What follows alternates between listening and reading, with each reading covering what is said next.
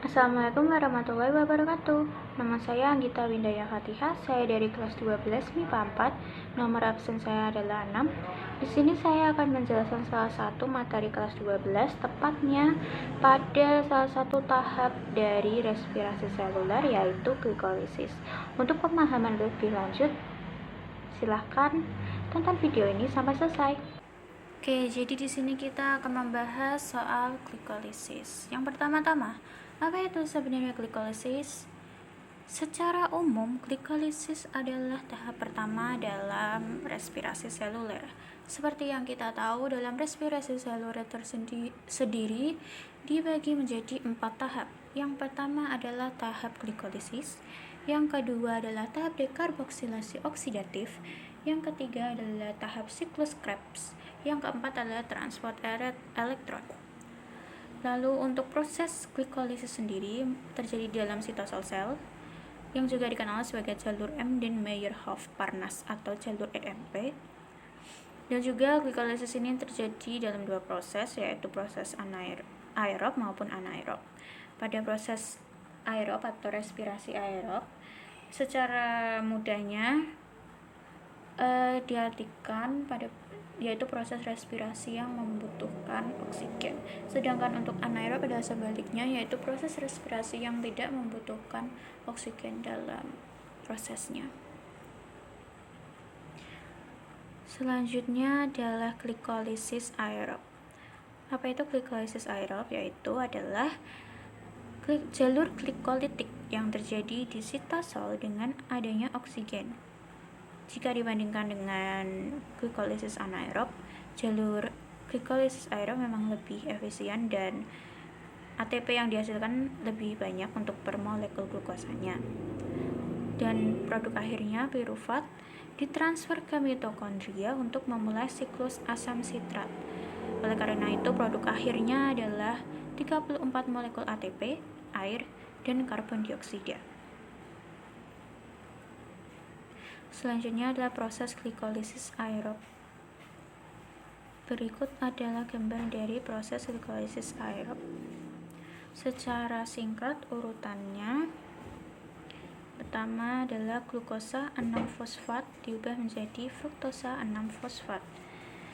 Untuk penjelasan lebih lanjutnya, tahap ini merupakan tahap fosforilasi glukosa oleh ATP, di mana reaksi ini dibantu oleh enzim heksokinase yang dapat memisahkan satu kelompok dari fosfat dan dari ATP serta menambahkan ke glukosa, kemudian mengubahnya menjadi zat glukosa 6-fosfat, yang mana di dalam proses dari glikolisis ini dapat membutuhkan satu molekul ATP yang kemudian diubah menjadi ADP dikarenakan pemisahan satu kelompok zat fosfat. Lalu yang kedua, fruktosa 6-fosfat diubah menjadi fruktosa 1,6 bifosfat disertai pemecahan ATP menjadi ADP. Pada tahap ini glikolisis dibantu oleh enzim jenis fosfoglucosaisomerase, yaitu mengubah glukosa 6-fosfat menjadi fruktosa 6-fosfat. Fruktosa 6-fosfat ini merupakan isomer, dan isomer sendiri adalah jenis molekul yang berbeda dengan rumusan molekul yang sama jenis namun susunan atomnya yang berbeda.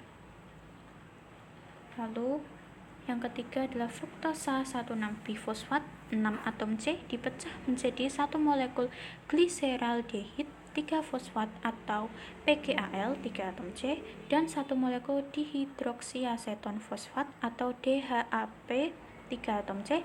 Molekul DHAP diubah menjadi senyawa PGAL sehingga terbentuk 2 molekul PGAL.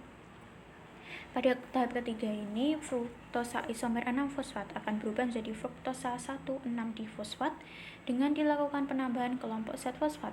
Lalu selanjutnya pada konversi ini dapat diproses dan kemudian dibantu oleh para enzim fosfofruktokinase dengan memfungsikan dan memanfaatkan satu molekul ATP.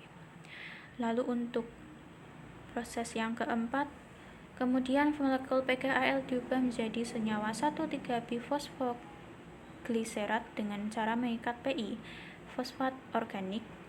Dengan setiap satu molekul PGAL menghasilkan satu NADH.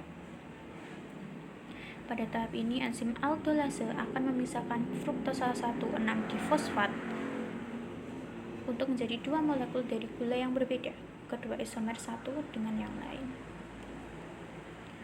Lalu tahap kelima, 1,3-bifosfoglycerat diubah menjadi 3-fosfoglycerat.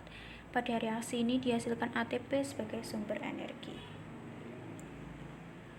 Yang keenam, ada 3-fosfoglycerat diubah menjadi 2-fosfoglycerat. Ini.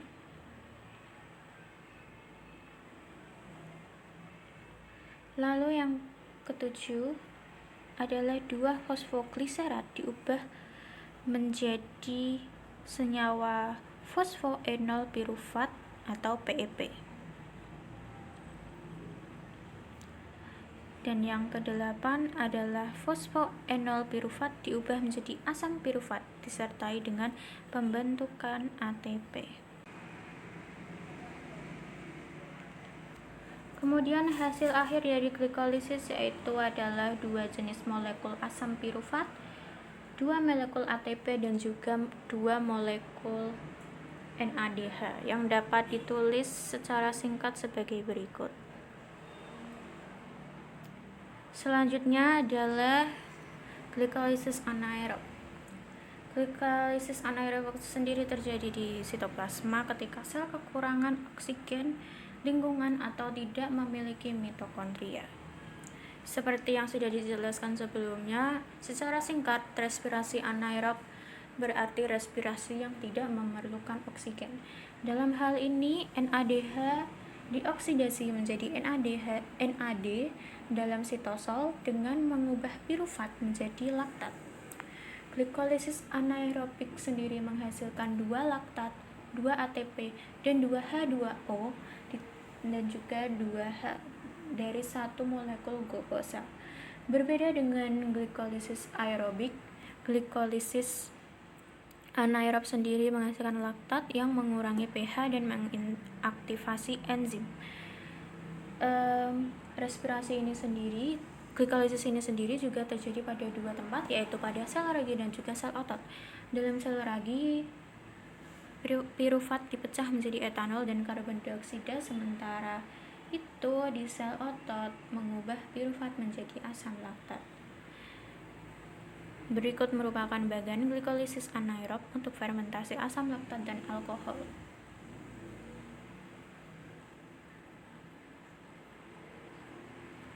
Seperti yang bisa dilihat, glikolisis ini tidak jauh berbeda seperti glikolisis aerob. Perbedaannya karena tidak dibutuhkannya oksigen dan juga hasilnya adalah etanol dan juga asam laktat.